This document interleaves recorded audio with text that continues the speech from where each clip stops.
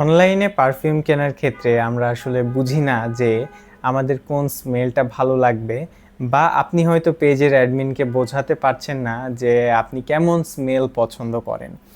তো আমি কিন্তু বেশ কয়েক জায়গায় স্টল দিয়েছি আমাদের প্রচারণার জন্য, বিভিন্ন কনভেনশন হলে বা অর্গানাইজারদের অ্যারেঞ্জ করা মেলাতে।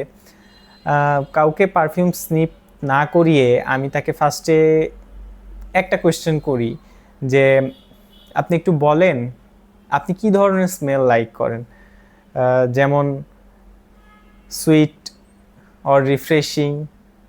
যদি তার অ্যান্সার হয় সুইট, তাহলে তাকে আরও একটা কোয়েশ্চেন করি, সেটা হলো আপনি কেমন মানে সুইটটাকে পছন্দ করেন, যে একদমই মাইল্ড, সফট সুইট অর একটু স্ট্রং।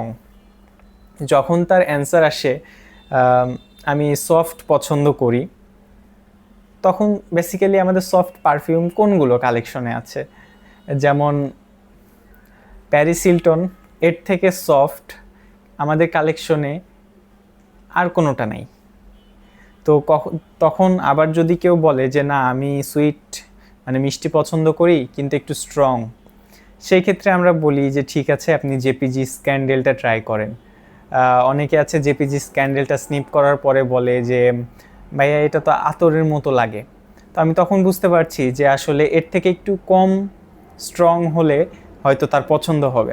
তখন আমি সাজেস্ট করি তাকে যে ঠিক আছে আপনি আরিয়ানা ক্লাউড ট্রাই করেন অথবা বারবারি হার্ট ট্রাই করেন। তো ম্যাজিকটা এই জায়গায় যে 90% পার্সনের সাথে কথা বলার সময় আমি তাকে অ্যাকুরেট সাজেশনটা দিতে পারি যে হ্যাঁ এটা আপনার পছন্দ হয়েছে।